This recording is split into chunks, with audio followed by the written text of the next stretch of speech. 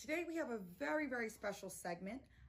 We have been dealing with gun violence here in District 18, and we've had some recent incidents that have really pushed a question of where do we go from here? How do we keep our community safe?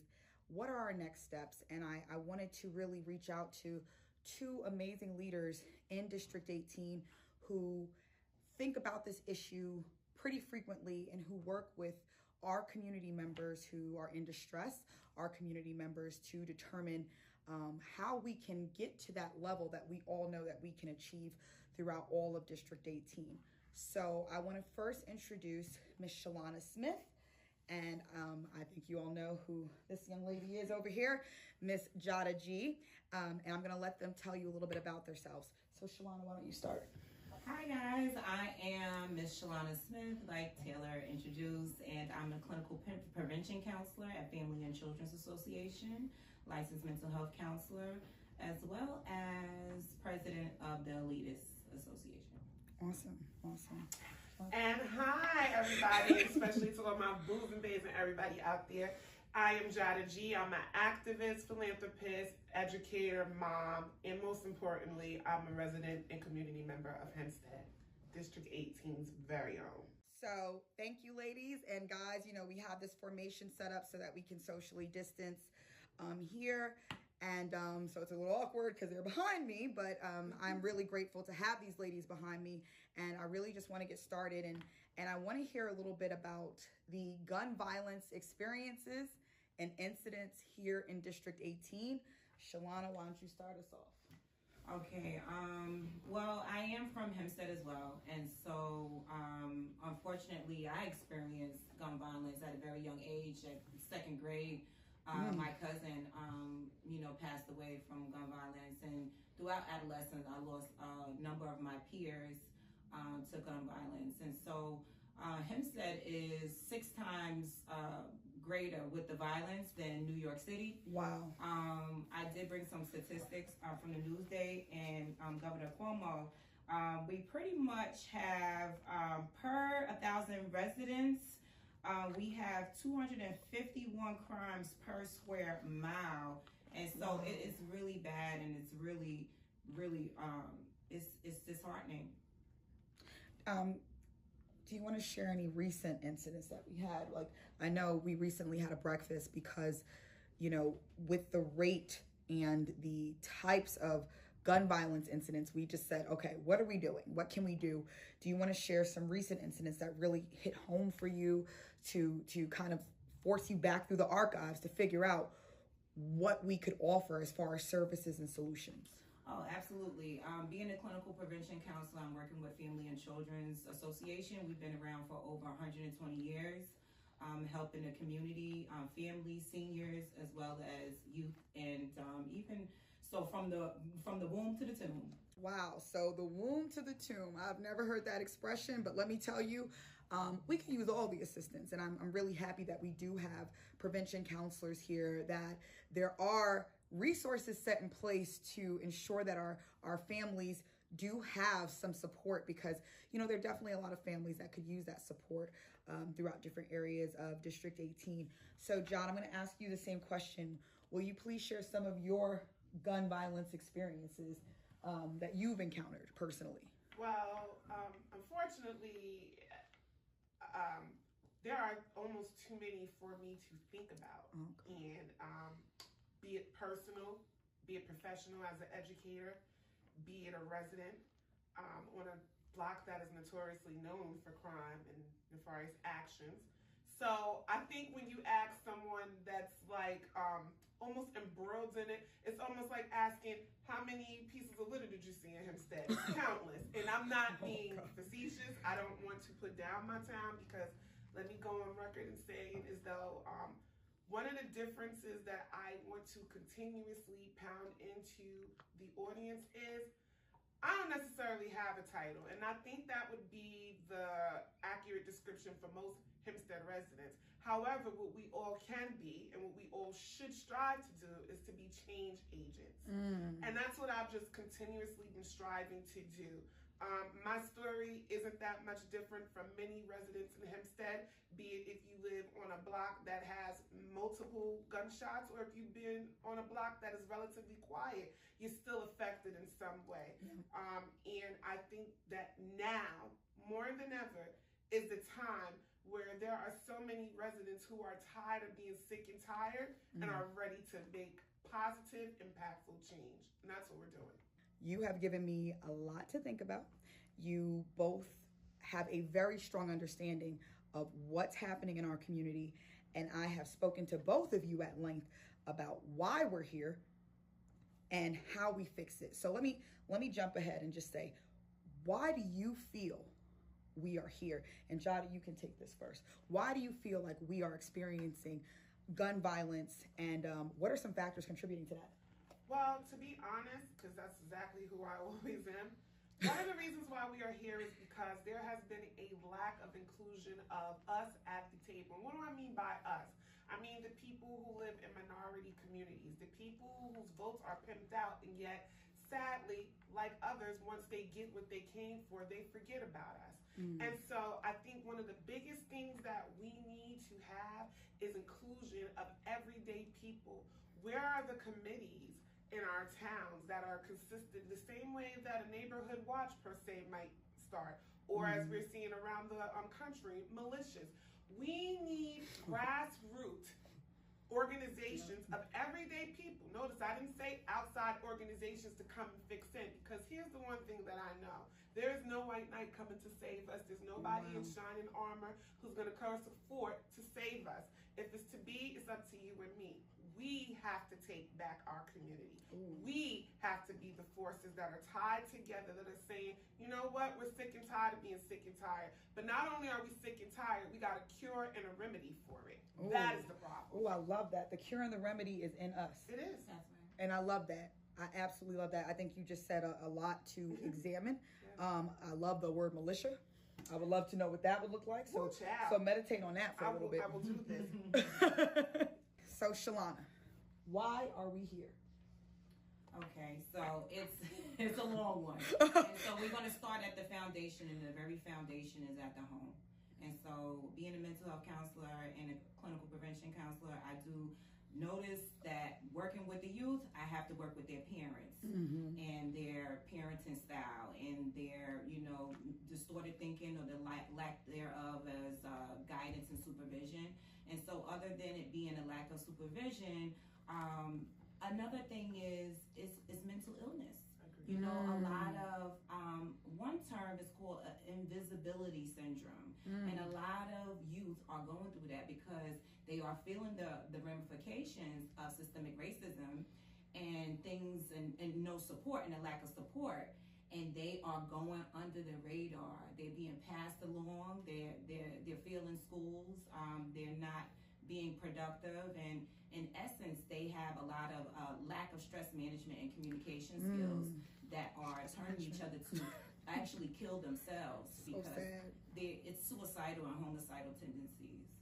And what I'm hearing from you is a phrase that I became very familiar with, which is historical generational trauma. We're sitting with this trauma. I agree. And PST. Don't forget that. We often talk about our veterans and people who are in climatic war situations and how the ramifications of war tears apart generations in the country. But what do you think it's doing to the poverty and the ghettos and the underprivileged neighborhoods in America? Not just in Hempstead. This is a nationwide problem. There is, and going back to what Shalana said, systematic racism along with lack of resources, coupled with mental illness. So all of these traumas put together would give any person PST, which is post-traumatic stress disorder. There's a common phrase that says, when the world catches a cold, Black America catches pneumonia. And we are in a pandemic, but we've been in a pandemic-like state for many, many years. And I would do one better. Sometimes, in this line of business, I'm always being questioned, but I'm going to ask a question to many of not just our residents, our legislators. What does it say when you have these communities that are struggling, that have children who are going to school with seeing murders, with seeing gunshots, having to walk through crime tape, and you want them to be able to go live and be the best that they can be, and meanwhile they're living in hell. We have to change the rhetoric, we have to change the mindset, and we have to change the conversation. We have to move away from a woe is me to whoa, y'all better watch out because we're on the rise. Yes, out the victim state, and a lot of what has been said is post-traumatic slave syndrome. Oh, and so we are. Yes, I'm reading that book now. Oh yes, by Dr. Joy Leary.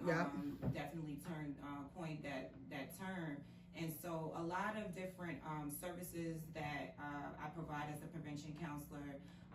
We do parental support, and so every Tuesday and Thursday we're on Zoom. We're back into the office face-to-face doing individual counseling with youth, and we also do workshops. So if you have a church group, if you have a group in your apartment that you want to get service and they need the support, we do have that support.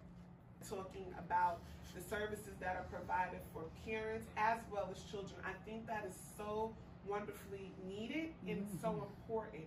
What do you feel is the most effective way to get parents and children into, I don't want to say counseling, because when we say that word, it automatically implies that, whoa, there's something that needs fixing, wrong, right? Right. And we don't want to say that, because here, the irony is we all need help with something. Amen. Exactly. So stigma, I understand with our community, and especially with all the hurt and the trauma that we have been through with professionals and trying to be helped, but actually being hurt even and traumatized even further. And so I get that part of it. And so a lot of it is support. I did a research experiment when I was in undergrad school. So Panther Pride for Old Westbury. And so when I was in undergrad, I did a research experiment called Success Post Incarceration. And so I was able to connect it to the community, and I was able to go in a highly volatile area and actually survey some people that was formerly incarcerated. Broke them up into violent offenders and narcotic offenders, and we found that the violent offenders who served longer sentences, they received resources. They received vocational and educational training, which post-incarceration gave them the resources to be successful, whereas narcotic offenders, they are in and out. And so 8 months, which is the county bullet, is what they say is a year, and 8 months they're right back into the streets. And so we have to we have to educate them and give them resources. But the number one thing that separated them from being successful post-incarceration was support. And support is the number one factor. If the kids feel like we don't care, they don't care. And that's support from the community, families, school districts, just that multi-level support, right? That's right, collaboration. Okay. So ladies, these are usually very pointed segments because unfortunately the human attention span has decreased over the years. So we're gonna play a little game called In an Ideal World, right? So in an ideal world, you wake up tomorrow and you are queen of District 18. So you are able to pass any law, you are able to fund any initiative, and everyone has to do what you say. Jada G, how do we decrease or just stop gun violence in this district? Well, let's first go to the queen, because I love being a queen for the day. I'm glad you picked me first, Nadia. First, just to hone on it, before you can tell someone how much you know, you have to show them how much you care. Ooh. So we need to first make sure that we are attacking whatever strategy or plan we're going to bring forth. It has to be done with compassion and empathy. My dad used to have this saying all the time that I say to this day, and he would say, show me a man with no shoes and I'll show you a man with no feet. So that just goes to show you that everyone is fighting individual fights, but we have a collective fight, right? We live in a village, and the African proverb says what? It takes a village to raise a child. Well, I want to ask my village, how do you think we're doing with raising our children when we have young men who are being killed broad daylight in the streets? where we have mothers who are burying their children way before their time, where we have a quality of life where our young professionals are moving away instead of coming to a bustling, thriving district. They're getting their degrees and they're going forth and taking their talents into the world. So how well are we doing with our village? Now, here's the thing. We can all sit and harp on what's bad. I mean, we all can see it. But I choose to see the glasses half full. What can and what will we do to bring forth change? I'm going to tell you. The first set of changes that I would immediately implement is I would take a very hard stance on crime and as well as punishments. I've talked with legislators, Taylor, you being one, about some of the laws that I would like to see implemented. I would also take a hard stance on making sure that we have code enforcement and law enforcement who, I don't want to just say that they don't do a good job, because I think that's unfair. And sometimes, and especially in the climate that we're living in, everyone gets lumped together. Everybody's a part of Black Lives Matter if you're Black. Everybody's a bad cop if you're cop, and that can be further from the truth. So what I would like to be able to do is to be able to let the police officers of Hempstead know that they not only have someone who is supportive of their work, but I would like to lay out a comprehensive plan on how we're going to do this.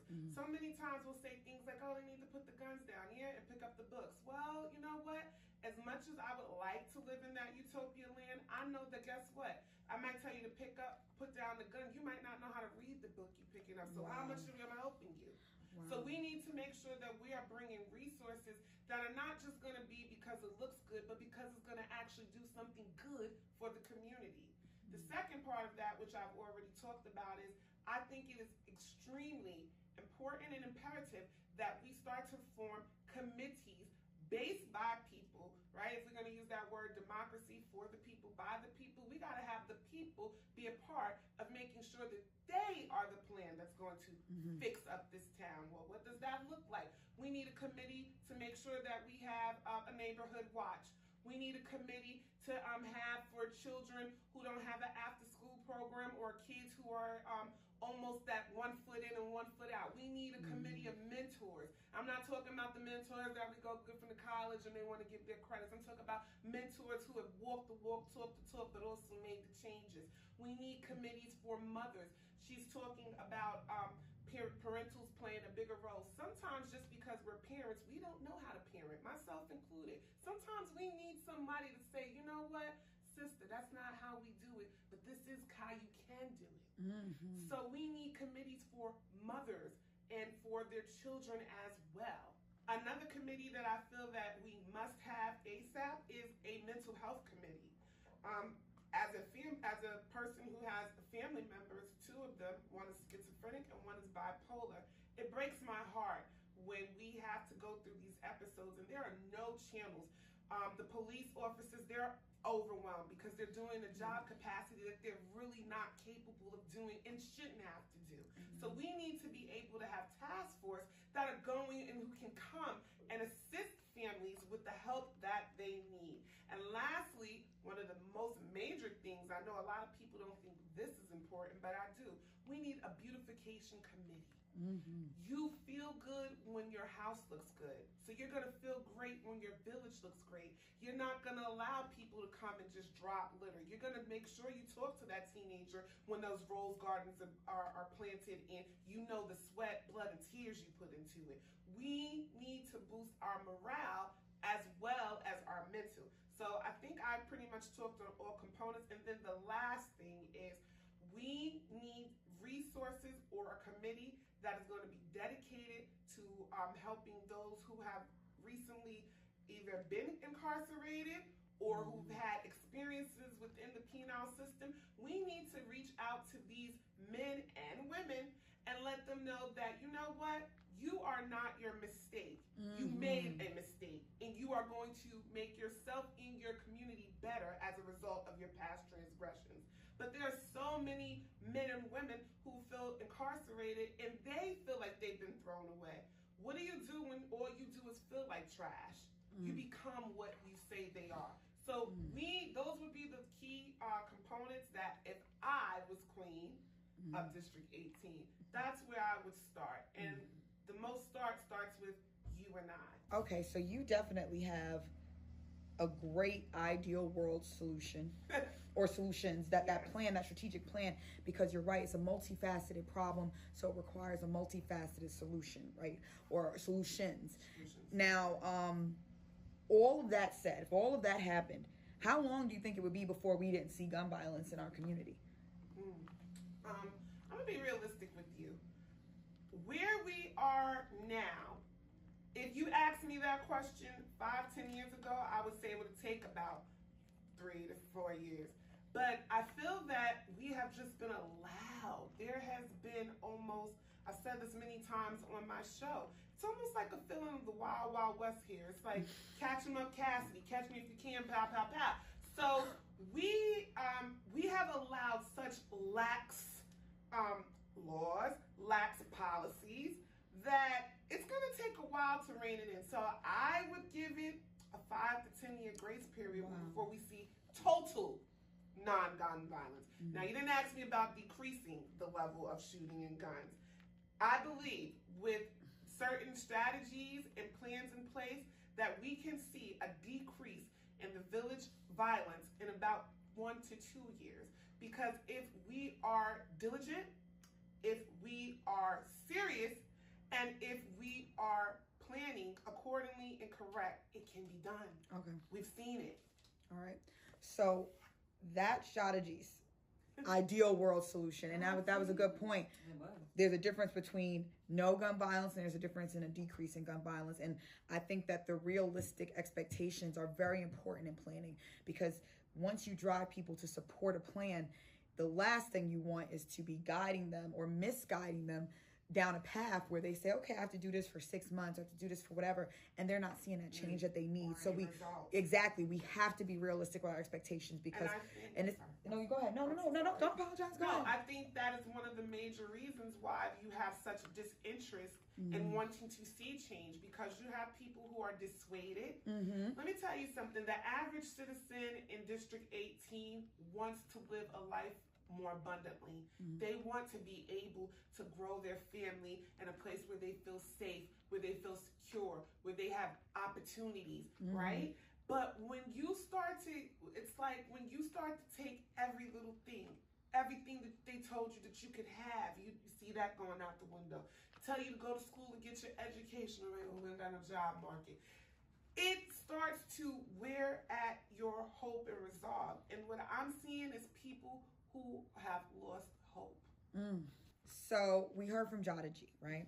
Shalana, same scenario. In an ideal world, you wake up one day, you are in charge of all of District 18. You can fund any initiative you want. You can pass any laws that you want. You are even in charge of the enforcement of those laws. What would you do to decrease and or completely dissolve gun violence in District 18? Well, I would continue to survey the community and address the needs and the concerns of the population that we serve. And so from what I see as a clinician is that we do need to heal. We are operating out of learned hopelessness and helplessness. And so we begin to have defense mechanisms that are there to protect us, but sometimes they are maladaptive, and but they work. And so a lot of us are, resorting to substance abuse.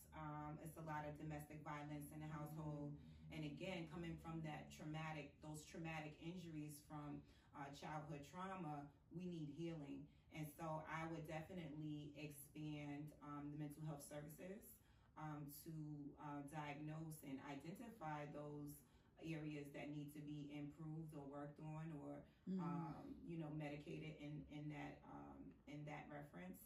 And also, other than the mental health counseling, the resources and support. And so opening up, like, Can I interrupt you? Can I interrupt you for 5 seconds? Yeah, sure. Assessment. you hit the nail on the head. The first thing I do, I'm a psychologist as well, you have to assess a population before you even start to think of solutions. You have to understand where everyone is, how you got there, and then that pretty much guides the process of healing, the process of resolving. So go ahead. I just wanted to stop at that moment. Absolutely. And so other than the mental health services, the prevention programs are absolutely imperative. And so other than the prevention programs, it's also a lack of collaboration within our organizations and political officials. And so when our children see that the adults and the officials that protect us and that are supposed to put in laws in place that are supposed to guide us and protect us that are not in place, they feel like they don't have support, and it's a lack of safety. And again, that comes back full circle. You hit such an important point, Shalana. Like if we are tasked and we are given the privilege to lead, we are given the privilege to model to our communities, especially our youth, how and why and what we do to improve their lives, and we are not collaborating, or worse, we're fighting, we don't see eye to eye, we refuse to work together. Those are not solid models in our community that are going to make a positive impact. So you really hit the nail on the head with that one. Yes, absolutely. And so being independent and being neutral, I've always been on the side of kind of looking, like Jada said, we have to be optimistic, and it's so easy for us to fall in the pessimistic and be hopeless. Seeing people die, seeing trauma in our households firsthand, and so their emotional regulation is off. They don't know how to regulate their emotions, so it's a lot of anxiety, it's a lot of fear, and it's a lot of stress and anger. And so it all has to do with grieving. And so not only are we grieving our people, but we're grieving our lifestyle. Wow. That was deep. Wow. We have to sit with that a little bit to be born into, to sit with grief, constant grief that you may not even be able to pinpoint an actual experience to. And that's why when I learned that term, historical generational trauma, I was like, that's it. That's what I've been working to communicate my whole life. Where, you look at your family member, and I have some family members where, born in the same household, and one of them is off to the races. They can actualize anything that comes to their mind. They are excelling and thriving. Then you have the other one where they don't feel like they should have to work, or they're entitled, or they think everything should just come to them, and they've been in trouble with the law, and they don't know how to launch. And it's like, why? And their parents are looking at themselves like, I've given them both these same opportunities, but you know what? That trauma hits us all different. It hits us all different, and we have to respect that. And I love that both of you ladies came from a place of, you said we have to come from a place of compassion. We have to come from a place of caring, or people are not going to get with this program. We have to come from a place of healing first before we even think about how to fix. And you'll see a lot of people with good intentions who may not understand our culture, who may not understand our experience, and say, boom, I got a plan for y'all. Do this initiative. And it doesn't work. It doesn't work. But it goes back to what you were just saying too, Taylor, about the empathy, right? I was just explaining to someone the difference between sympathy and empathy. Sympathy is when you can almost pity someone. Oh my God, the poor girl, she didn't eat.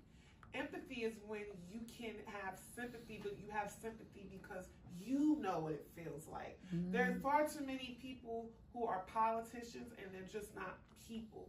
When you lose being a human, that humanistic trait that I don't have to know your story, but I can understand because it affects me. Not directly, but it affects me. We are losing being empathetic. And we are struggling because there are so many people who are out here surviving and not thriving. Amen. We are so many people who are used to functioning in dysfunction that they don't even know what functional looks like. And when you give it to them, it's foreign because that's not their reality. Exactly. So we can't just expect that we're going to come and give people a plan and say, here it is, we saved you, and take it. That's not how it goes. No. We got to make them inclusive. We got to make them feel wanted. We have to make them feel respected. We have to make them feel valued. Because they're worthy of it. Yep. We are worthy of it. Exactly. Everyone is. And I couldn't have said that better. And I know that, Shalana, you speak about resources all the time and how important while we're healing, we're giving. What are we giving to people in our community in your ideal world? I think that we can continue to do the good work that we've already been doing. A lot of us, and I know that Jada, you just mentioned the Council of Thoughts and Actions. It was a Kathleen Rice initiative, but I also am a mentee of Police Commissioner Risco Lewis, and also Donna Raphael, director of the SNUG program, Guns Spelled Backwards. It's all about prevention and support, and so I would keep those movements and those organizations alive. I started an organization called The Elitists, where I do the 2 Dope for Dope program. Love that. It's different, and Taylor is always supportive. Big fan of that. The community initiatives, and so support and resources and mental health services for sure. I want to hear a little bit more about the Kathleen Rice initiative. So I actually was working with Boys and Girls Club. Shout out to Boys and Girls Club of America. Yes. I used to be a coordinator for them, and in fact, we need to bring back Boys and Girls Club of America in Hempstead. That's another story, another time. She actually got a lot of different organizations within the community to all come together, because this was a time where we were seeing a very, very high spike of violence, a lot of deaths, a lot of murders, a lot of robberies. And basically what they did was they targeted one particular part of town where they saw the most crime issues were taking place. And they basically, not only did they shut down the violence, because there were a lot of people, unfortunately, when people know of a place notorious for certain things, i.e. Illegal sex, drugs, violence, guns, unfortunately, there's going to be people who come and drive through like it's a McDonald's, and that was what we were experiencing on 100 Terrace Avenue. And she took that initiative and said no more. But what I liked that she did was, I'm not only going to come and stop the violence, I'm going to help the people who want to change, who have not been able to gain access. Again, those people who were incarcerated, who have felonies, who might have just came home from a jail offense. She gave those people jobs. She gave them job training. She gave them resources for apartments.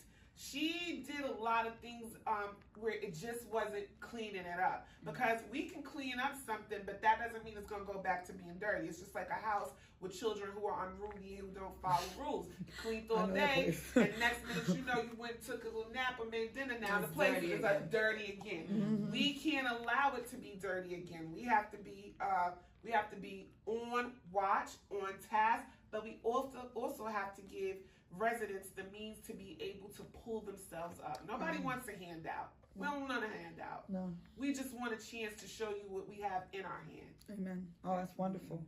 Love that quote. We want to show you what we have in our hands. We don't need the handouts. Love that. I'm definitely going to meditate on that tonight.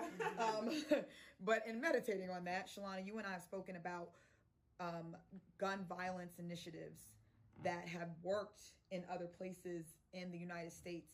Can you share one or two of those initiatives that you think would translate well to District 18? Yes, and so I do know of a curriculum that I've recently learned about during the Solutionary Summit in Atlanta. And so one of them is called Aiming for Change. Now, it's a little bit out of, it's a non-traditional type of curriculum because, again, like I said, I'm coming at it as a neutral and independent type of party. But when I learned that Aiming for Change it actually brings in values and teaches about manhood and womanhood and healing and mental health illness. But the guy that runs it, the director, Eric Dixon, he's also a retired police officer. And he said that, getting mandated to have a mental health assessment actually saved his life and diagnosed him with depression at 12 years old. Wow. At 12 years old, he had his first experience with picking up a gun. And so with him finding out about his mental illness and things like that, he was able to understand and identify where he was, but he also understood at that time when he was 12 years old that when he picked up that gun, it empowered him. and it actually releases depression. Now, guns, what I heard that saying, guns don't kill people, people kill people. It's a dangerous thing. When you think about gun, when you think about the first thing that comes to your head, being in the second grade and having my cousin killed by a gun and my adolescent peers being killed by guns is very terrifying and scary. But also it kind of represents protection, and it does empower. And so if we could teach our young people about the consequences of all things so that they make the best decisions that they can, it can help. And so Aiming for Change, other than the Council of Thoughts and Actions, directed by Russell Lewis. So you said in Aiming for Change that he also taught people how to use guns? He actually, I never used a gun. I never fired a gun. And so at the Solutionary Summit, we were given, fake guns. So there weren't real pistols, but just showing us the mechanics of it, stance and things like that. But as he's showing the kids, because young males especially, they get empowered, they get glamorized by guns and this and that, and so they take that time to connect and teach about other values. So I love the idea of having model pistols and teaching the mechanics, and also incorporating that experience of picking up a gun for the first time in a safe setting, and learning how to properly shoot a gun, how to load a gun, how to unload a gun, and just firearm safety. We are not taught firearm safety. You have some communities where children are out hunting, children are learning about shooting from like 10 up. So guns are not this mystical object in their hand that they don't know how to manipulate. We obviously have tons of guns in our communities. And they taught respect for guns. Yes, respect for guns, exactly. There should be a reverence. There should be a reverence of being able to hold something that is so powerful that it has the ability to take another human life. Exactly. The glamour aside.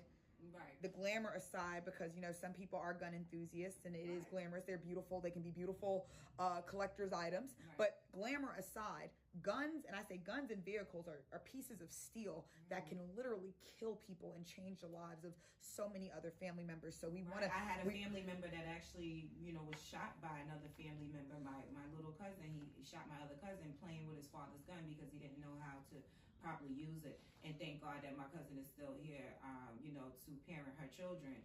Just a lazy eye after the surgery. But again, if he was, educated on how to use a gun and how to hold a gun and not to and where to store the gun and where to store the gun, proper gun storage, and that's a very unfortunate incident. But this happens a lot more than it doesn't, because one thing about my experience in my community, I'll say my experience, is that we treat a lot of things like they're taboo.